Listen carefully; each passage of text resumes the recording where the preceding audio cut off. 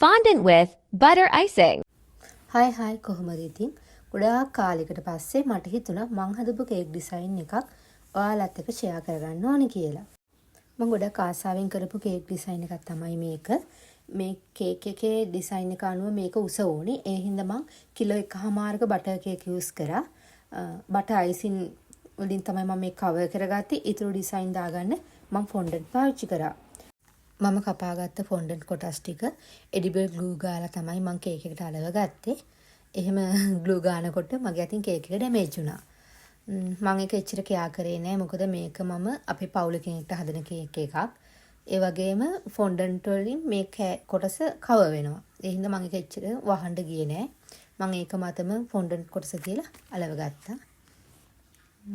ෆොන්ඩන්ට් එකේ වේලෙනකන් ඉන්න හොඳ නැහැ මේ වගේ ඩිසයින් එකක් ගන්න. මොකද එතකොට ගාන්ට ඩිසයින් එක ගන්න අමාරුයි නැමෙන්නේ ඉරි තලනවා එහෙම වෙනවා. ෂර්ට් එක අලව ගත්තට පස්සේ මම කෝට් එකේ කොටස් දෙක ෂර්ට් එකේ දෙපැත්තට වෙන්න එඩිබල් ග්ලූ එක ගාලා අලව ගන්නවා.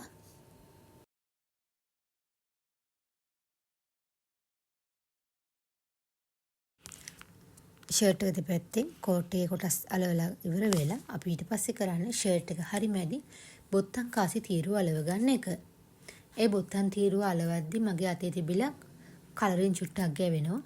ඒක යවා ගන්න මම කරේ පින්සල් චුට්ටක් තෙමලා එතන හිමීට පිහදාපු එක.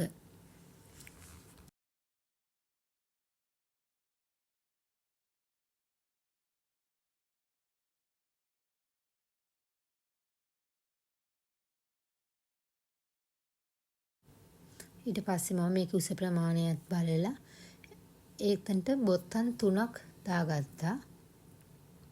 මේ බොත්තම් 3 මම අතින් තමයි කපලා හැඩ කරගත්තේ.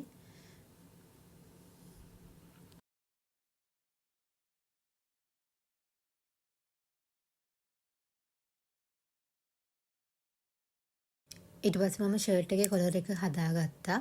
ෂර්ට් එකේ කොලර් එක හදාගෙන තිබ්බට පස්සේ මට තේරුණා කොලර් එක උස වැඩි කියලා. ඊට පස්සේ මම ඒක ආපහු අරගෙන උස ප්‍රමාණය අඩු කරලා ආයෙත් ගැලපෙන ප්‍රමාණයට හදාගත්තා. එහෙම හදලා ටිකක් වෙලා මම තද කරලා ඒක ඇල්ලුවා. මොකද කේක් එකට පොඩක් හිටින්න ඕනි හින්දා.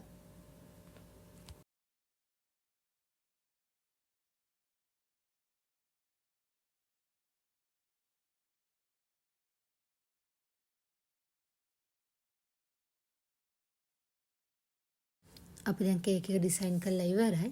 දැන් අපිට තියෙන්නේ ඩෙකරේෂන් බෝල් වලින් කේක් එක හැඩ කරගන්න එක. ඩෙකරේෂන් කරලා ඉවරනට පස්සේ මම කලේ මේකේ ගෑවිලා තියෙන කෝන් ෆ්ලවර් ටික අයින් කරගන්න එක. අපි ෆොන්ඩන්ට් තුනී කරද්දී අපි පාවිච්චි කරන කෝන් ෆ්ලවර් ටික තමයි ওই සුදු පාට පේන්නේ. ඉතින් මම ඒ ටික අයින් කරගන්න ඇල්කොහොල් පාවිච්චි කරා. ඇල්කොහොල් පාවිච්චි කරලා ඒ ටික පිහදැම්මට පස්සේ ඒක ලස්සන කළු පාටට ආවා. ඊට පස්සේ මම මේකට සෙට් කරගෙන හිටපු කේක් ටොපර් එක සෙට් කරා. බලන්නකෝ අවසානයේ මේක ලස්සනයිද කියලා.